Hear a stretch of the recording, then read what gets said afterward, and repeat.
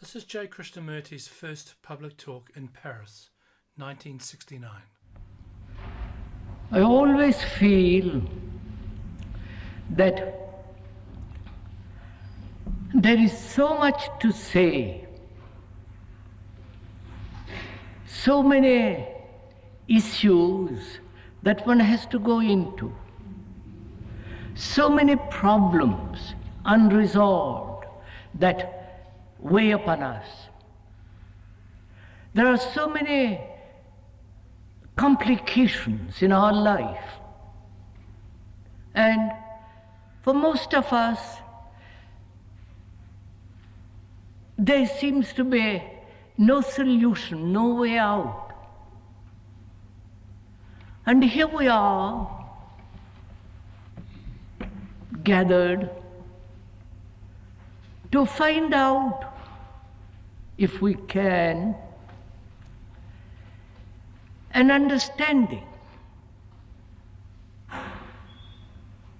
a way to act, a way to live that will be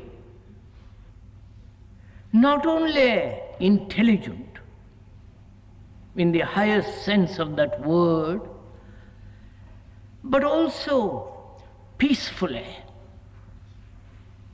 with great clarity and joy. But unfortunately, we don't seem to be able to do that. We don't seem to be able to look at all the problems with dispassionately and see if we could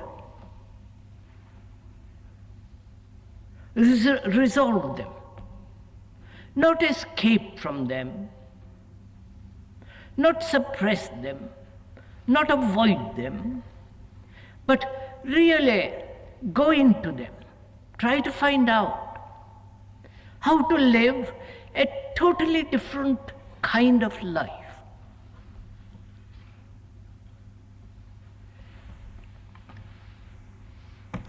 And to find out a way to live that is, at all levels of one's existence, complete, full of meaning, with great delight and beauty. And perhaps during these 5 talks here, we might, if we are at all serious, go into the many questions that most of us have, the many problems, intellectual, emotional, psychological, and if I may use the word, spiritual. And we seem to have solved most of the mechanical problems of existence. We have become extraordinarily clever.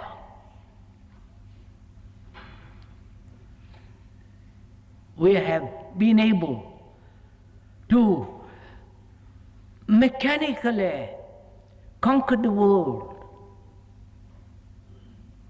been able to go to the moon and all the rest of that business. But apparently, we have not been able to solve any of our human problems.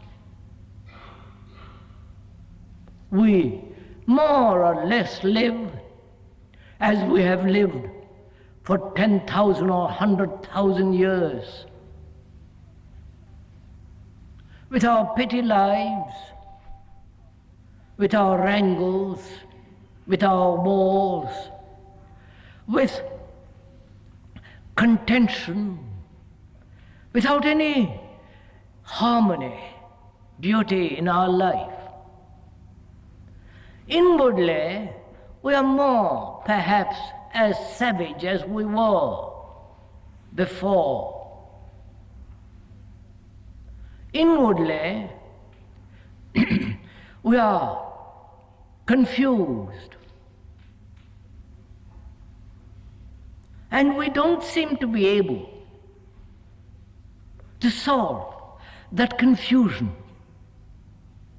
that contradiction, the violence that exists in each one of us. We've lived more or less in the same category, in the same habits, accepting war as the way of life, a tribal existence, but little more polished. And one has never asked oneself whether it is at all possible to live in this world peacefully, completely intelligently, so that we have no problems at all in any of our relationships. And we are using that word intelligent not as an intellectual concept, as a formula, as a thing to be strived after, but rather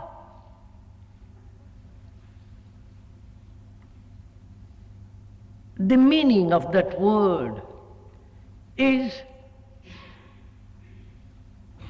not to be found in the dictionary, not to be explained by the clever intellectual philosophers and theoreticians and writers, but rather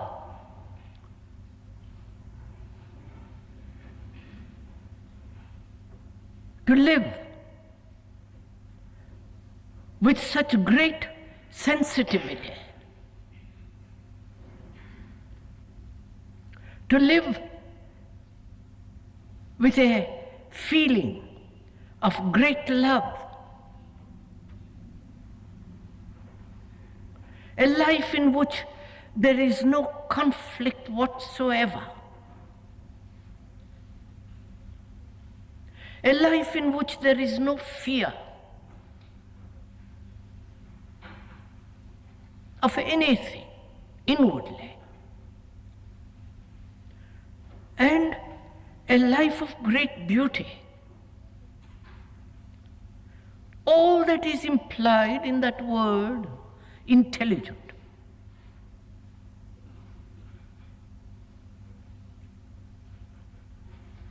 But to awaken that intelligence, not abstractly, not merely as a word, but actually live such a life, such a revolutionary life. I'm using again that word revolutionary, not in the ordinary sense of that word, bloodshed, upheaval of established order, and so on. That may come about naturally if there is inward psychological revolution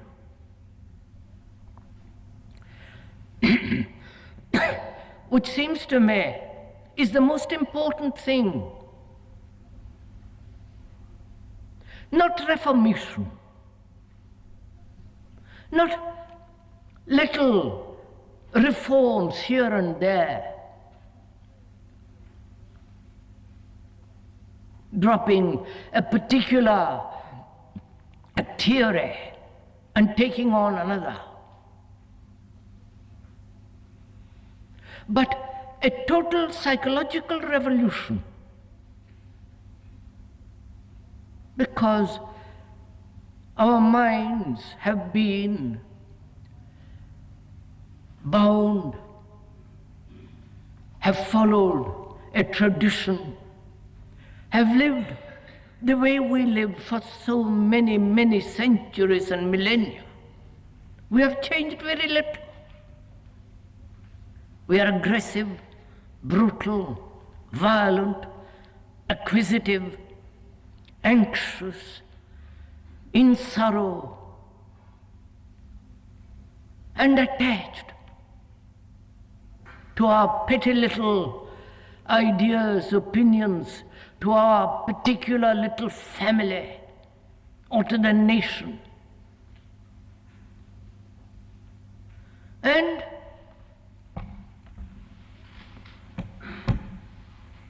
to us, belief,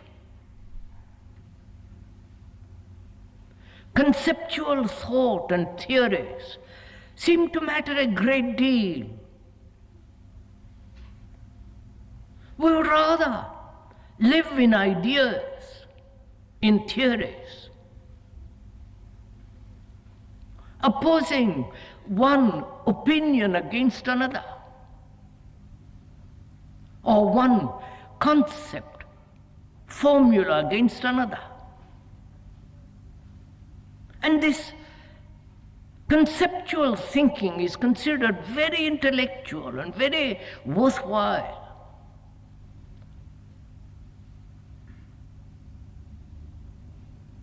And the revolution, the change, the mutation doesn't lie through the intellect alone or through any form of emotional, sentimental explosion. I think, again the word think is wrong, that's only an expression of politeness. This revolution is only possible, and it must take place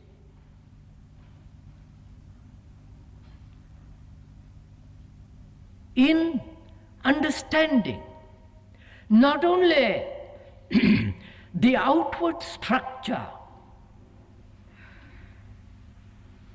the environment in which we live,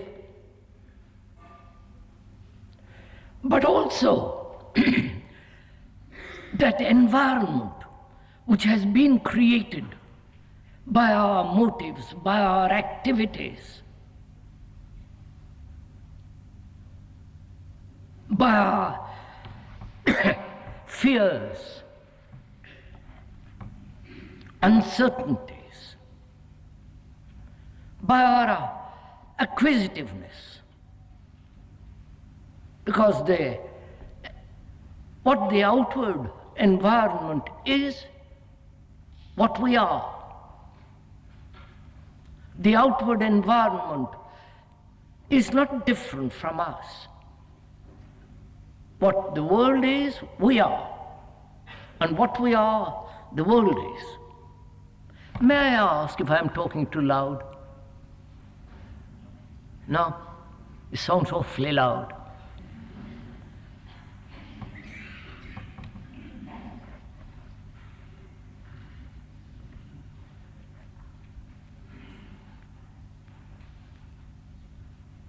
You know, let me assure that we're not doing any propaganda. We're not trying to convince you of anything. God forbid. We are not trying to persuade you to certain conclusions, to certain ways of thinking.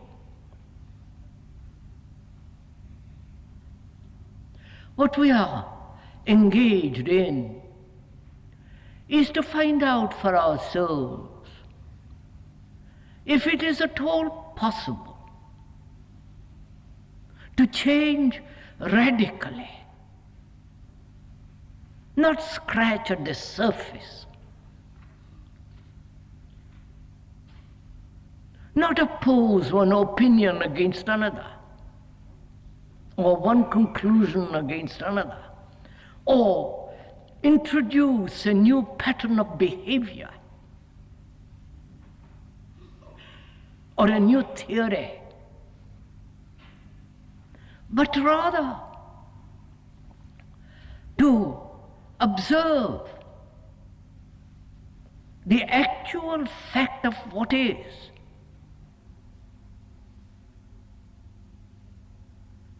which is that we are the world. The world is not different from us. Our petty little worries, anxieties, the nationalistic and linguistic and religious divisions have made this world, because we are, and we live in fragments, broken up as Frenchmen, Englishmen, and all the rest of that nonsense. And we belong to various religions, Catholic, Protestant, or the communist, and so on. Again, they have broken up the world. They've separated man into beliefs, each opposing the other, or trying to convince the other that his own particular little, rotten little idea of what he considers God is better than his. And that is the world we have created. The war that's going on in the Far East and the Middle East and everywhere, for that we are responsible. Not abstractly, not as emotionally, but actually we are responsible. Because the way we live, and we don't realize that to survive physically, apart psychologically, there must be a complete change of both the mind and the heart. And that is the only issue. There is no other issue. There is no other problem. Not to what category of belief, political or religious, you belong. Not to what theories, or substitute one belief for another, or whether you are a pacifist, a socialist, or not. All those becomes totally irrelevant when we are concerned with the total transformation of man.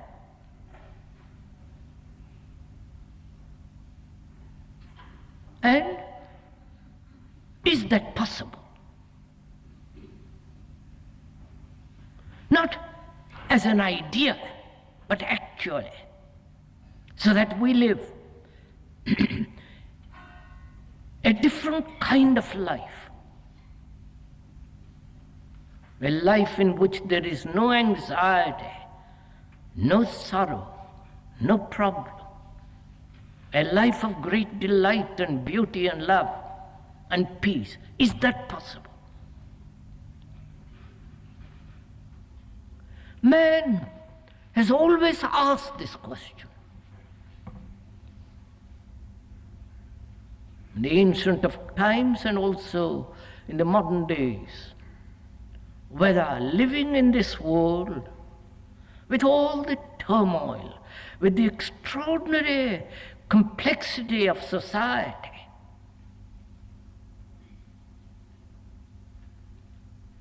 with the education that one receives, which is really no education at all, whether it is possible in this confusion, in this madness, in this world of brutality, to live a life of great sensitivity, intelligence, beauty and love. That is the only issue. And whether it is possible to change. Not in some distant future, not through gradual process of evolution, getting better and better and better, little more polished, which all implies time. But rather, if it is at all possible to change immediately, so that when you wake up tomorrow morning, your whole being and your whole way of life is changed. That is the question. And is that possible? And into that we are going. Together. We are going to voyage together into this question. Together. That means you are not merely listening, hearing a few words, or few ideas, but rather sharing, working, step by step, seriously, to find out, and in the very act of finding out, bringing about this change. It is not finding out first and then change, but rather the very act of exploration is the act of change. And to explore together, there must be this sense of freedom. Otherwise you can't explore if you are anchored to your particular belief, opinion, judgment, evaluation, or to a particular form of existence. Obviously, you're not free and therefore you're not capable of exploring.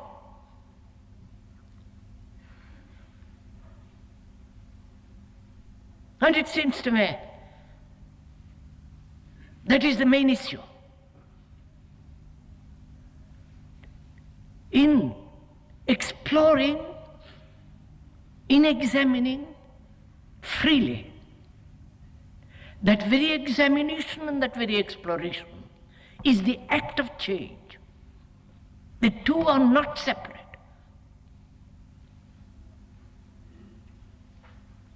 And I think that must be very clearly understood right from the beginning. So we are not dealing with concepts.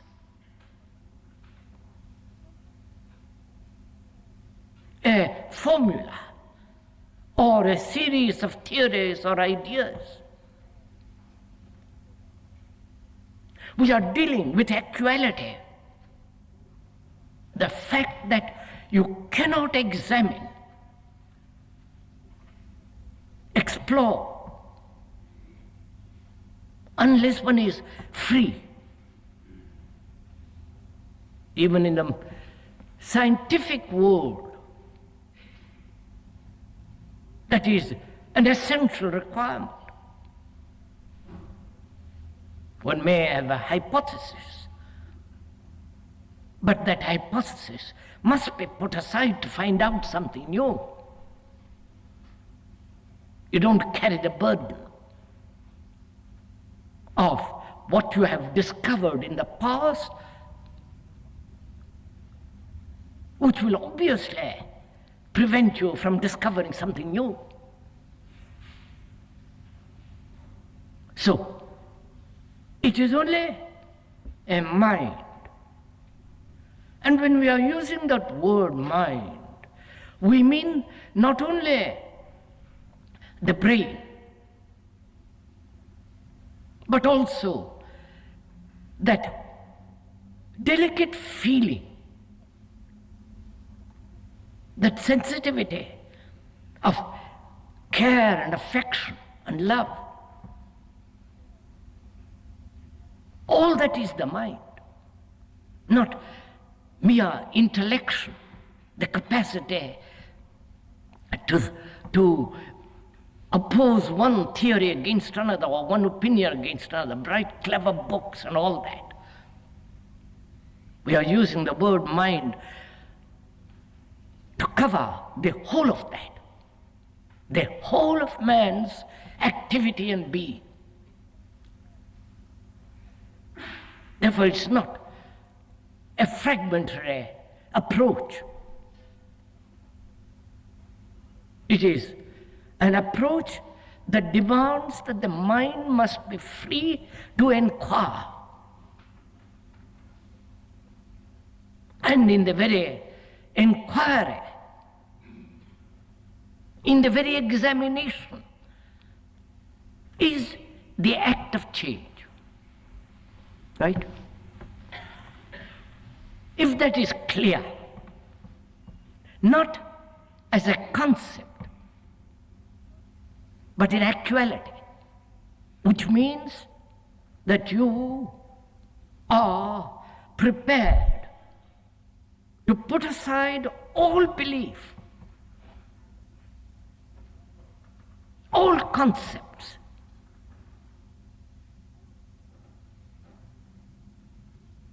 and that's going to be very difficult. Because for us, concepts and formulas have become extraordinarily important. The formula of the French or the English, the formula of the Catholic, Protestant, or the Hindu, or the Muslim, to detach ourselves entirely from all that nonsense. And it is nonsense.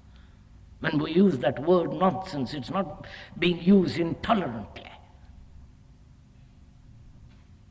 Because that word nonsense means no sense. To call oneself now as in the world a Frenchman or a Hindu or a whatever it is sheer nonsense. And yet we're committed deeply, emotionally, psychologically to these formulas. And so the first thing is, if we may suggest, to be free of the word, which is quite arduous. Because the word plays an extraordinary part in our life.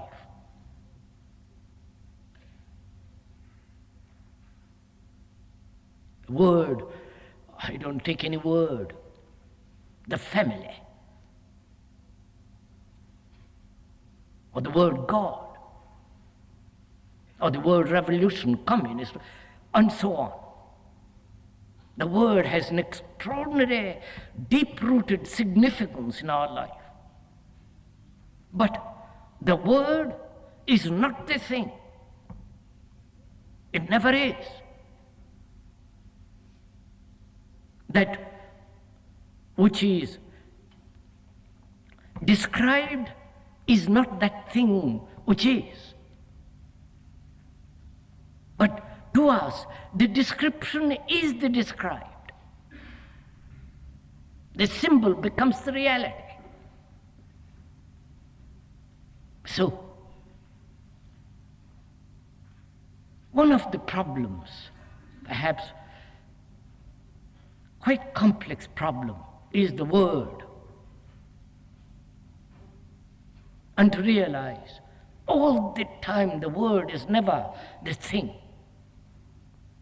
The description is never the described. Then we meet at a different level altogether, not at the verbal level. Then we are concerned not with the word, not with the description, but the thing described.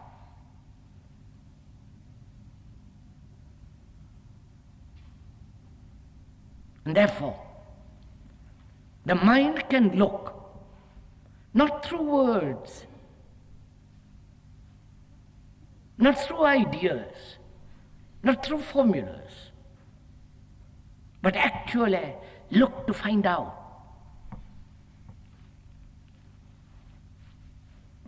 Can we go on from there?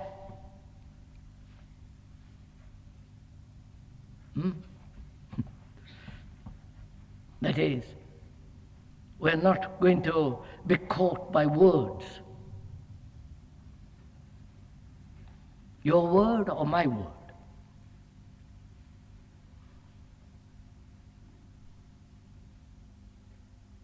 Personally, there is no belief at all with me about anything. No concepts. No formulas. And therefore, the eyes can see very clearly, without any distortion.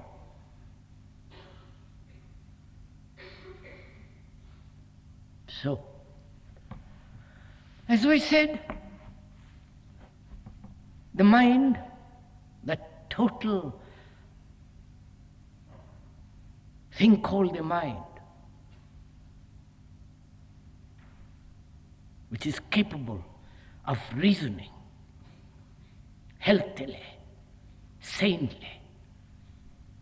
The mind that can observe very clearly, not only visually, but inwardly.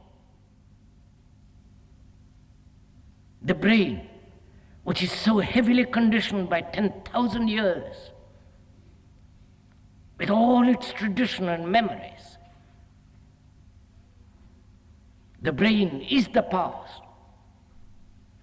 or the result of the past.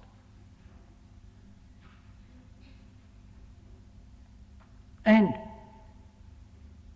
the feeling of great care, affection, compassion, all that is included when we use the word mind.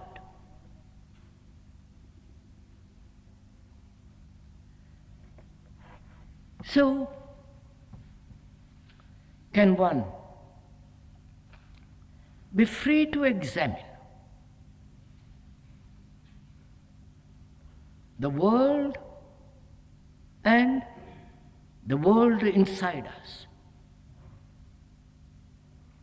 The world that man has built outside and the world in which he lives inside. And is there any difference between the outer and the inner? Apart from the mechanical functioning of the world, is there a division between the outer conditioning, environment, and the inward conditioning and environment? Are they not both the same?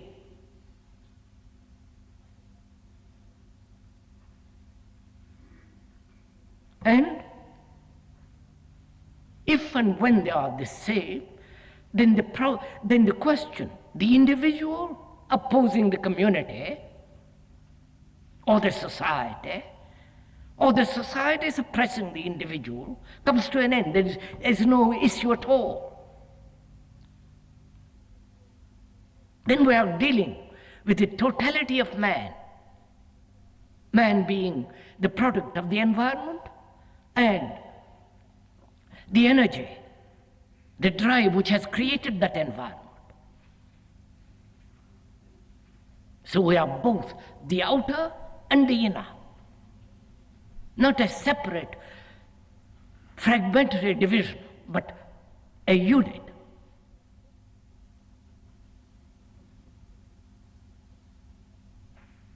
And we are concerned, therefore, with the change of that unit. And with that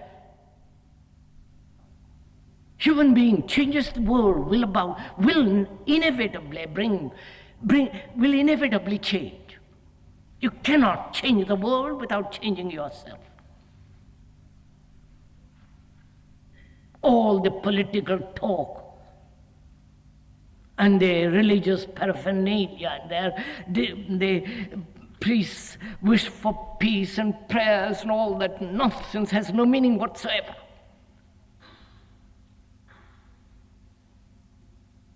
Because they are dealing with the surface, with the fragments, putting the fragments together, and therefore inevitably failing and bringing about more disaster, more pain, more suffering.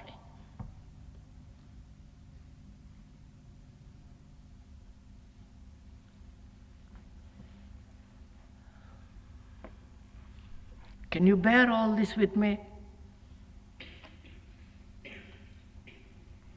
Huh?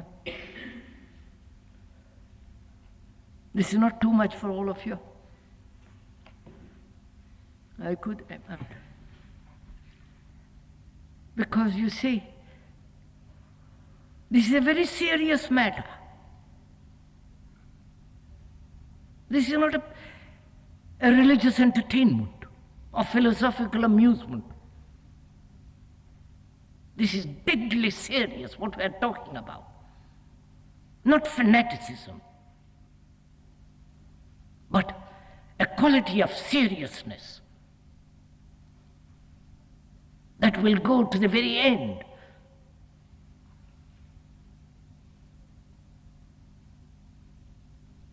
And it's only such a serious mind,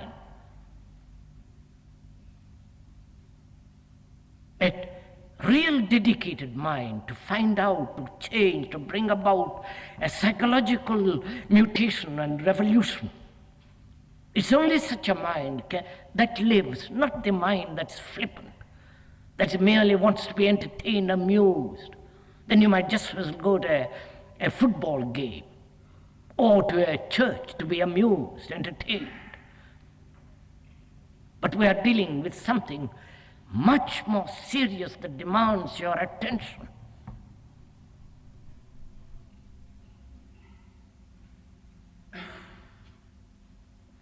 And that's up to you, naturally.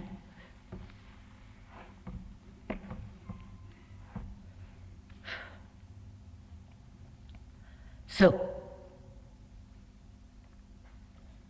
here is the question, the problem, the issue, the challenge. And each one of us must answer it. Not according to our capacity,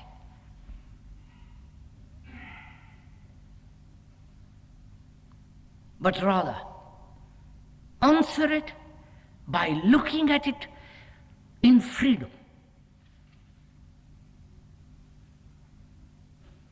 Therefore, the mind can only be free when there is no sense of conflict,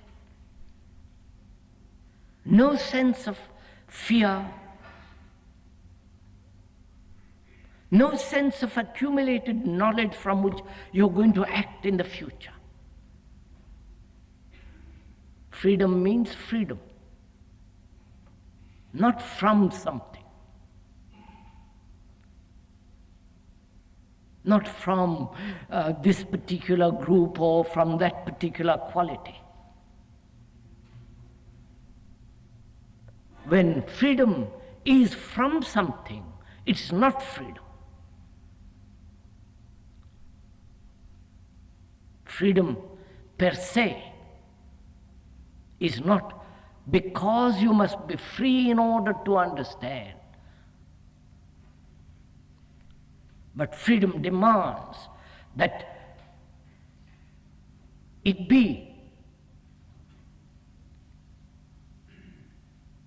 without any motive, without any result, without any searching. Freedom is the greatest thing, because without freedom the mind can't possibly observe. So our question then is, can the mind be free from one of the major issues, which is fear?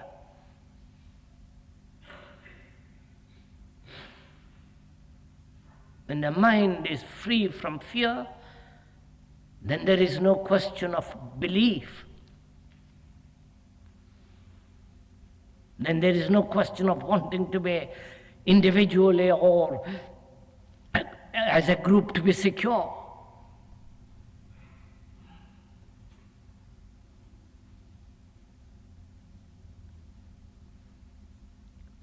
And a mind that lives actually in fear is a dull, stupid, thoughtless mind. It lives in darkness with all the problems of the darkness, neurotic, psychotic, and all the rest of it. So can the mind be free of fear?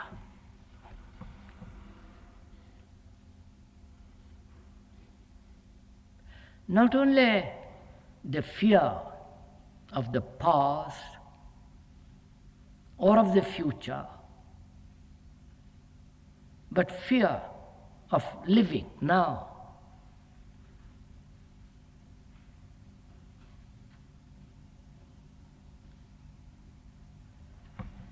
I wonder, when such a question is put, what our reactions are.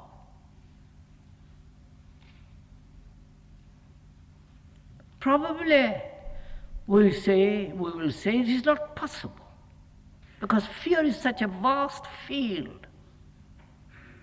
There is not only the fear of the unconscious, but fear of tomorrow. Fear of death, fear of insecurity, fear. There are 10,000 fears.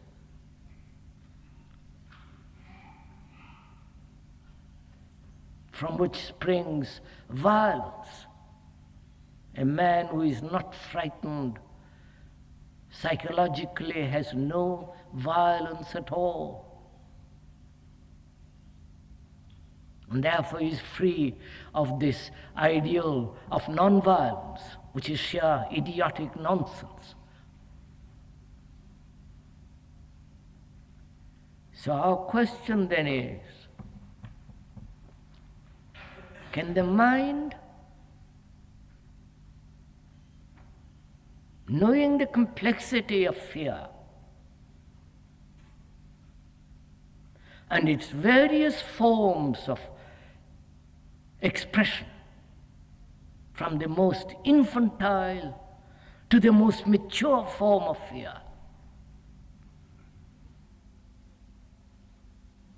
from the sense of insecurity, the loneliness, the despair,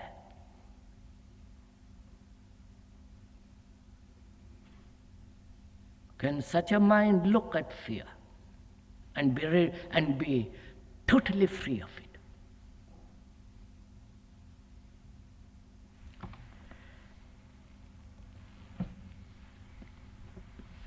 To say it will or it will not will prevent the mind from examining. If you say it is not possible, then you have already blocked yourself. Or if you say it is possible, then again you are incapable of examination, because your own conclusion is going to prevent you. Please do observe all this. Watch it in yourself.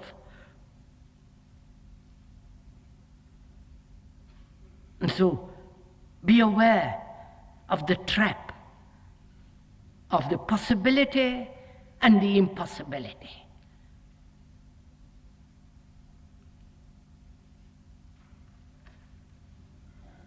But when you are aware of the trap, then the thing that is possible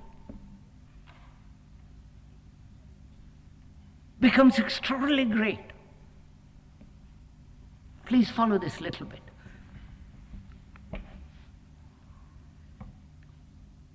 Here is an issue of fear. If we say the mind can never be free completely of fear, the mind being not only the past, the present, and the future, the deep layers of unconscious. And if you say it can never be free, you've already limited it. Your possibility then is very small, right? Because you can only then function within the limitation of what is possible, because you've said, I cannot do it. But if you say, it is possible, again you have limited yourself. Because you don't see the immensity of the problem. Now, if you see both, the possibility and the impossibility, then your possibility is supreme. Are you're getting what I'm... Right? But you must see the both, otherwise you can't reach the other. Which means the mind is free from the possible and the impossible.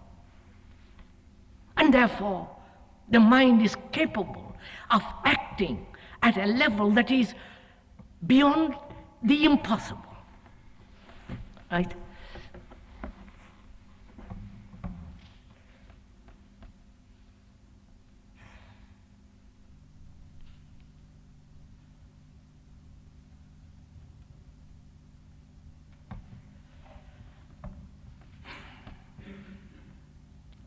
Now we're going to a question of this fear. I don't know if there is time to go into it this evening, because it's nearly 8 minutes to 8. And probably you have already had enough of this for one evening. And we'll go into it on Sunday morning if we will. Because this is really a very complex problem. Because for most of us, fear is very close. Fear of not being intelligent, fear of not being beautiful, fear of living a lonely, insipid, meaningless life, fear of death, fear of not making life into a great, marvelous, glorious success. And we worship success. Not being able to fulfill. and the fear of what the husband or the wife or the woman will say.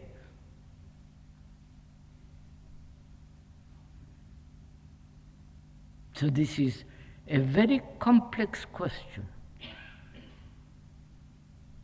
And this fear has lived with us for ever since where man has come into being.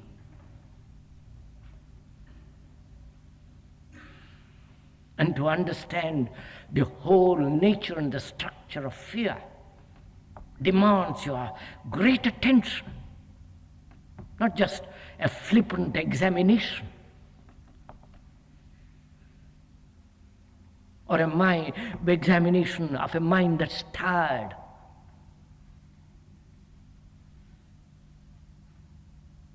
So, to go into it as we shall,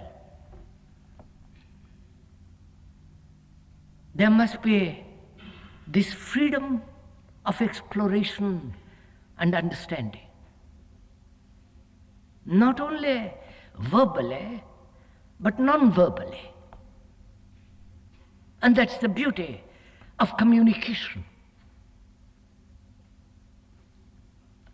There is the verbal communication, which is necessary, but also there is another form of communication, which is communion. When both of us are intensely interested, vitally,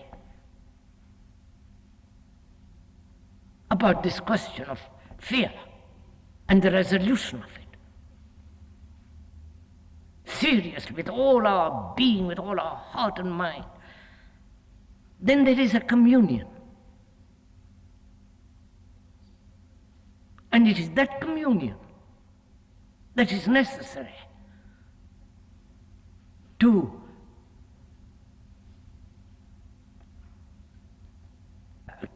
be beyond it, beyond this enormous, complex issue of fear. So, as we shall resume on Sunday morning, it is Sunday morning, isn't it? Yes. Perhaps now, if you will, we might ask questions. I understand French sufficiently, so you can ask it in French or in Italian or in Spanish. But un instant, je vous prie. Don't please be ready to ask questions right away. Because it means you are already prepared, your question and are ready to jump into the arena. You know, it's one of the most difficult things to ask a question.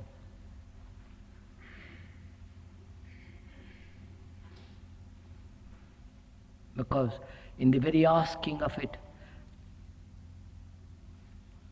you are exposing yourself.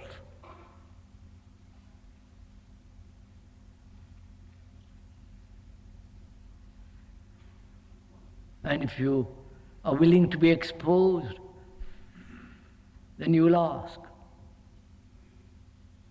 And we must ask.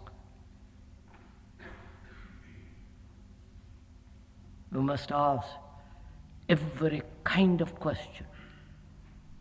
We must be skeptics, completely, doubting everything,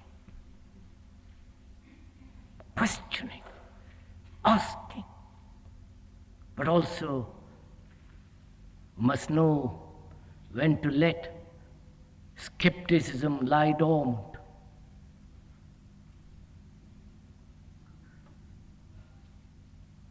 A mind that is all the time skeptic, doubting, is a useless mind.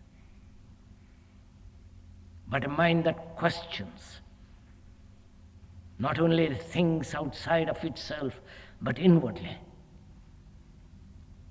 questions its very motives, habits, ideas, conclusions. Such a questioner When he asks, that question has a tremendous meaning. And then such a question, has its own right answer.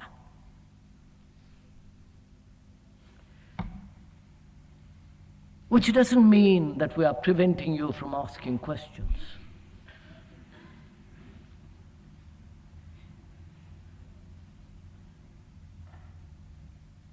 Only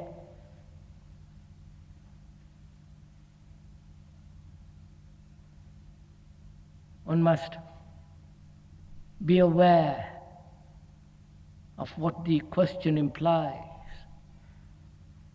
and how far and how deeply, when you ask a question, you want it answered, not from an oracle or from an authority, but in the very examination of that question, the answer is, Andiamo. What we're going to ask, sir?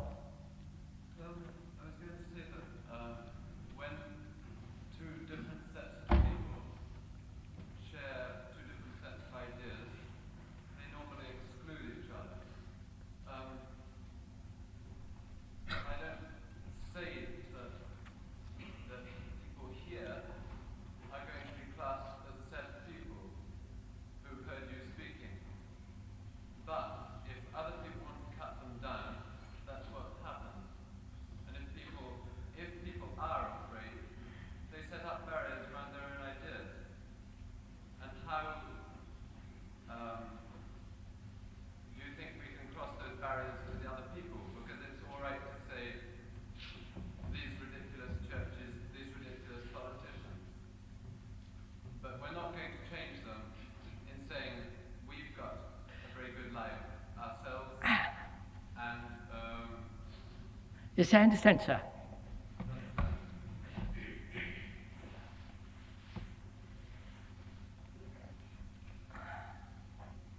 I hope you have all understood the question.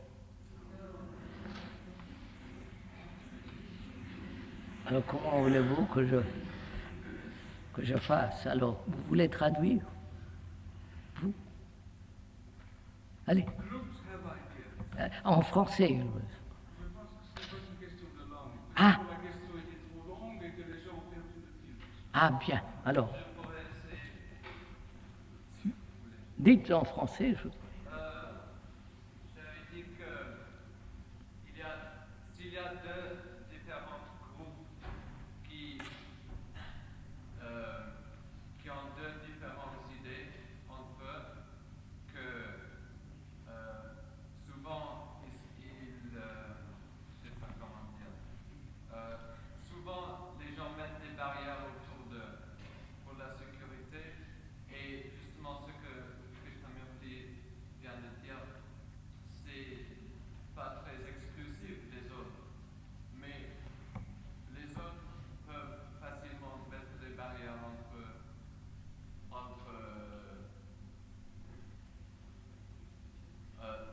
ils peuvent se faire des barrières autour d'eux. C'est simplifié, mais c'était à peu près Groups ça. defend themselves in their ideas. How can we get through their barriers of defense? Talk to them about what you're saying. You've understood the question? Bene. I wouldn't bother about the groups who have built around themselves ideas, barriers. Leave them alone. Be concerned, if I may suggest, find out whether one in oneself is free from these barriers. Huh? What can I do, or what can you do to me if I believe in certain formula or belief? That's my refuge. That's my barrier. That's my resistance. And you're not going to break it down. If you do break it down, I'll take on another belief. So seeing how human beings are, that they cannot possibly be pushed into some kind of non-ideational world, you leave them alone. You find out for yourself whether your own mind is free from any formula. And I assure you, sir, that requires enormous energy and watchfulness. So the mind is completely empty of the conceptual way of living, which means the ideal. The idea of nation, God, the whole separative energy in which we live, with which we live. You and I, we and they. They have the ideas, and I have no idea, no barrier. Moment I am aware that I have no barrier, I already have one.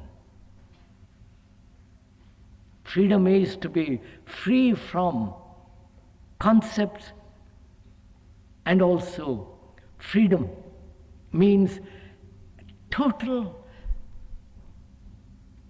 non-existence of idea, which we'll discuss another time. That requires a great deal of going into.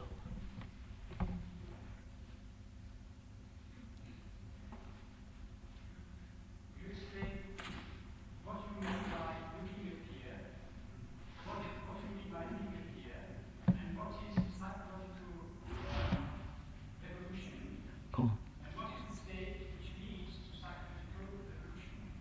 What does it mean to be in a state of psychological revolution? Is that it, sir? Looking at fear. I am going to go into that question of looking at fear another time, next time we meet here. But what does it mean, psychological revolution? Isn't it fairly simple, that word, what it means?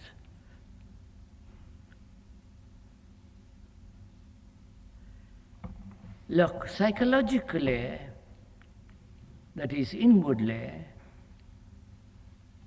there is a self-centered activity going on, right? Me, with my family, with my God, with my opinion, with my problems, with my fears, acquisitiveness, and my house, me. The activity of that mind, creates division between people, and therefore conflict in relationship. And we are saying a total revolution in that field, so that the mind is no longer burdened with the me, and therefore capable of acting without the limitation of me. Me includes not only the family, the house, but the me of the past.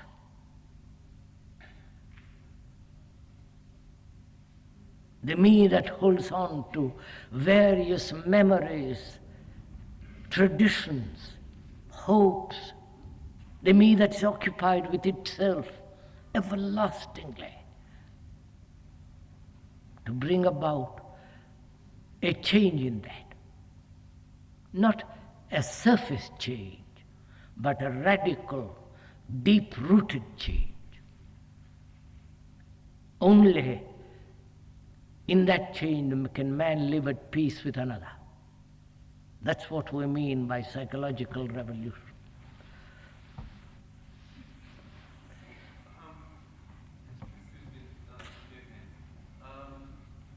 You said if one man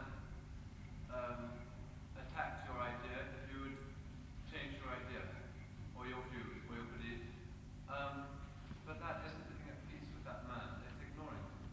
No, sir. No, sir, I don't. Look, sir, it's fairly simple, isn't it? What will you do if I believe in the church? Let's take that. Or I believe communism is the highest form of social organization. I believe in it. To me, that is the most important thing. I've given my life to it. How are you going to change me? Hit me on the head? Cut my head off? No, try and understand your way of thinking and not to say you're stupid. Look, I refuse to change because all my life, all my investment, psychologically, financially, job, everything is in the church or in an organized, political organization. And you come around and say, look, my friend, change. First, to change implies that I must listen. I must listen to. And I cannot listen if I am committed. And if we want to listen, there must be freedom from any form of commitment, obviously. That's why we said freedom is necessary. Not at the end, but right at the beginning. What in social terms that might have gone second? Well, it's a history. There is the movement of history all the time. How can this? Look at it, sirs. The army, the navy, the present sovereign governments throughout the world have tremendous investment in these things, haven't they? The people. In the army, navy, in the air. They've poured money into it.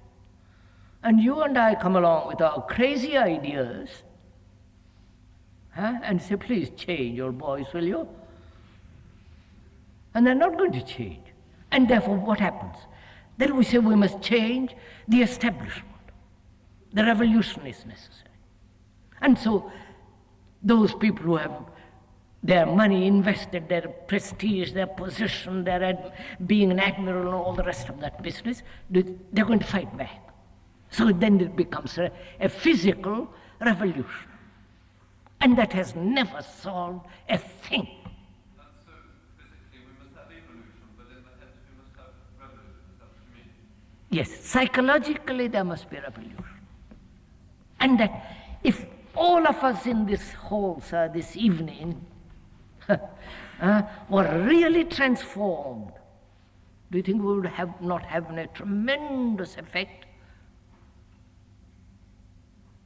Because it's, after all, a small nucleus that brings about change. And we are afraid to be part of that nucleus. Let somebody else do it. So the thing is really whether it is possible for us to so transform ourselves. Well, we'll do that.